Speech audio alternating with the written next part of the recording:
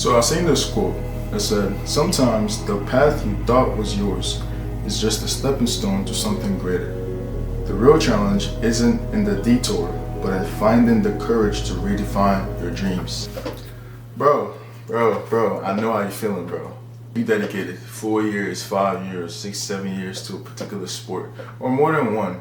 You know, you excelled in your academics, you made sure you come home, you study, you do your research, you run that track event, never missed a practice day, talk to the coaches, binge watch YouTube videos, all that stuff. But yet, you didn't end up with the college of your dreams, or you didn't end up with the college that you know your worth, you know that is meant to be where you go to chase your dreams or to complete your aspirations, etc. I completely feel you, bro. Quick story with myself. So, I started playing sports around 9th grade. I came into the United States like 2016 around that time, and my parents always had the mindset, because I'm from Nigeria, my parents always had the mindset only education can take you far. Athletics can't do that. And they never exposed me to sports. And I wasn't mentally smart to adapt. So I was like a failing student, if I'm being honest. I had D's and F's, etc. But when I came here, I started to change. I was getting like C's and B's. But then I realized that if I want to pursue further education to support me, my family, etc., I need to complete high school with a good GPA and go to college. And that didn't hit me until 9th grade. 9th grade, I moved schools, moved to a different place too, from Philly to Harrisburg. And when 9th grade happened, I honestly didn't do as good. I had a 2.8 GPA, 2.9 GPA. And that's not good in 9th grade. That's just how GPAs work. If the beginning of your classes, if you were to get a high GPA, you're not gonna fall as much. If you get a low GPA, it's gonna be harder for you to climb back up. So from a 2.8 to a 4.0 is harder, but from a 3.5 to a 4.0 is easy, like that much. So that happened. Then I don't know, something tweaked, something just hit me. Another quote again by one of my favorite poets, by Ralph Waldo Emerson. He said, "There comes a time in every man's education where he comes to the realization that envy is ignorance and imitation is suicide, and he must take himself for that kernel that God has planted into the ground that grows by himself." Basically, it's saying there comes a time in a man's education where he realizes that nobody's coming to save him and he got to do the thing himself. So I had that. 9th, 10th grade, I had that. It was like a big thing. And I was going through some family stuff there. So the story, right? So after I experienced that, I was like, all right, something got to change. Next thing you know, I still hung out with my friends, you know, because I was still a teenager at the time, still growing up. Still with my friends, but I made sure in class I paid attention. And I'm grateful at that time I had a phone, but I didn't have data, so it was very easy. I barely got distracted, so I was paying attention in class. And if I pay attention, I don't got to study, and I'm doing the homework right then and there as soon as the class is over. That way, it's still fresh in my head, and I get it over and I'm done. And I started doing that, and next thing you know, I built a habit over it. And I just started taking my assignments, chop. And I started becoming friends with the teachers. And the teachers started to trust me. Sometimes the teacher would even mark me present or mark the assignment already graded. Even though I haven't turned it in, they'll just mark it already graded. And I'll see that and I'm like, I haven't turned this assignment in, but they marked me graded. But just because I had integrity, I was turning the assignment in. That kept going, and I was like, you know what? I want to graduate with a 4.0 GPA. And I set that goal. And during that time, fast forward to sophomore year, I still wasn't playing sports. So I had a teacher, Dr. Menon, he was my computer science teacher, and he seen me, he heard I was Nigerian, so he just seen me, he was like, yo, just try out for track one time. And I was like, no. And like, again, I wasn't really playing sports. I was playing soccer, but I was below average. I was pretty skinny and frail too. I still am right now, but I got my sister. But that's what I was saying. I was below average, and I wasn't good, bro. So he called me up. I went there one day, and I practiced, and I didn't show up the next day or the next week. And my teacher saw me again because I had classes with him. I was like, yo, why ain't you showing up practicing now? And I gave him some excuse, and I was like, oh, okay, man. And he kept on bugging me. And sometimes he bugged me so much, I wanted to skip classes. But remember, I set a thing to myself that I wanted to graduate with a certain GPA, so I kept on going. And skipping classes is not in my nature because I know what my parents went through to bring me to this country. So, getting through. Eventually, I was like, let me just try for the track. Went there, ran. Boom, you see I ran at 400 meters. I ran in 59 seconds. It was like, all right, we got our next 400 meter guy. It was because that was my first time. Again, I never did sports. That was my first time ever running an event. And it seemed, and it was like, you know what? Yeah, you're gonna play. And it was a track coach. That was the catalyst to the story I'm about to say. So I ran, kept on showing up, and it became a habit. And as it became a habit, I started to fall in love with it. Where I take my 59 seconds 400 meter dash to 55 seconds in the span of less than a year, like during outdoor season, because I ran the indoor. And that was really good. And they said there's no greater motivator than seeing progress. It's like the brain loves it. So I was seeing progress, I was doing that. So I was seeing progress in my school, and I was doing that. Seeing progress in my athletics, I was doing that. And I picked up soccer too. And then I picked up wrestling. And I was just doing this sport, and I was good at it. My wrestling match, I won my first match. The guy was 15, 20 pounds heavier than me. And my coach made sure I didn't know that. Because if I had known that, then I wouldn't have wanted to run. So I did it. Won it. I used anger, won it. And soccer, played, still. I was getting up. I was average. And at the time in soccer, because of track, it conditioned me. And I became the fastest for 3 years in the soccer team, right? That's all I could do. I was just run. I was just fast. So, playing those 3 sports while juggling academics and trying to have a social life at the same time. But I was mainly focused on just academics and sports, because I was like, all right, college when I'm really gonna social life, do my academics, play sports, and have fun. You know what I'm saying? Had that at the end goal, and the end goal in mind. So it was very catastrophic when I realized that dream couldn't happen. So, fast forward to senior year, I took dual enrollment classes, and I started to take AP classes, advanced placement. And my GPA went from a 3.5, 3.6, 3.9 to a 4.02. And I transferred to a different school too, because the classes I needed to take in my current school, they did not offer because the teacher left because the school was ghetto. Then, after applying, special senior year, it was like, yo, dreams about to end right now. The deadline is approaching. We gotta find college. I do this. I did NTSA. Was looking at college recruiters, etc., etc., etc. Also, do not pay for NTSA. The scam, unless you're really, really good. And if you're really, really good, the colleges will reach out to you instead, so you wouldn't have to reach out to them. But just use the free version. Honestly, bro, I spent like 1,200 in that, bro. But I ended up not playing sports in college. So why am I saying this? I was saying this story because of my dreams was shattered, bro. To the extent I cried. And what really pissed me off the most was when my mother cried.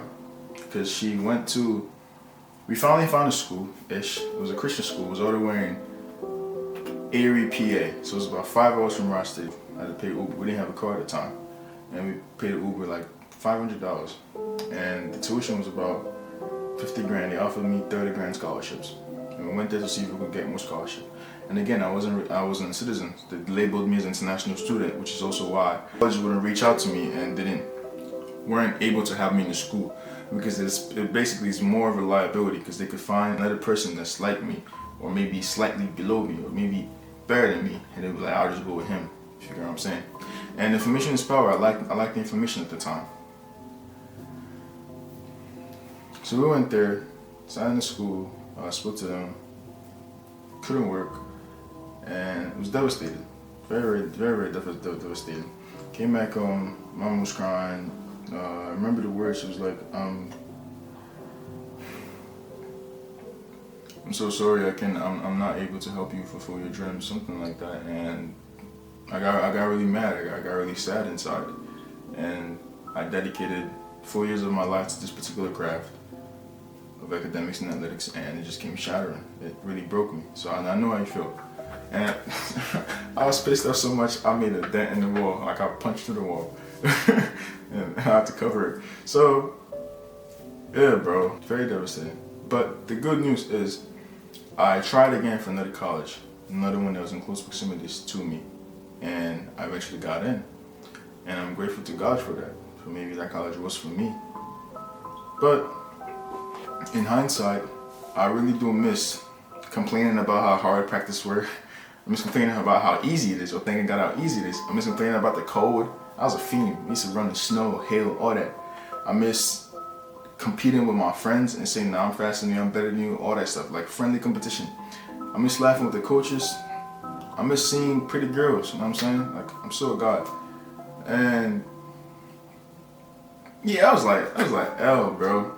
And just every time I just kept on dwelling on those memories. Like during my freshman year of a new college, I'm like, yo, I'm trying to leave. I don't like this. It's boring. Like, school was boring. There was nothing. It was just the same thing. Forgetting that school offered me such a beautiful scholarship, academic scholarship, that I'm basically paying $5,000 like for the year, and it's right next to my house, so I just commute. I just walk there. This is school, by the way. It's past, like right down there. I'll show you guys later. But yeah, and all I had to do was commute. Just walk and commute to. So that was convenient. But it's like, bruh, I could have been doing this, playing that sport, etc. So fast forward, I took the habits of track and my academics and applied it to the school. So instead of me running track or going for soccer practice, etc., I instead was going to the gym. The school had a partnership with the YMCA, and with that, the membership for the YMCA was reduced, so I only had to pay $5 a month for it, which is really good. So I went from because track, I was mid-distance, I was running a lot, so I couldn't really gain weight because I was just burning, and my coach, I was running like 5-10 miles a day, bro. I was just running, including Saturdays. Sunday was my only day off.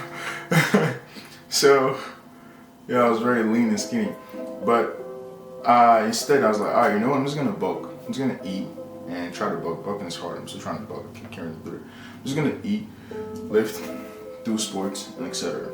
Do academics and etc. So I kept on going to the gym, showing up, constantly getting into the habit. So my track, I had practiced the track at like 4 p.m. because track is my main sport. It was a sport I was really trying to go to college for.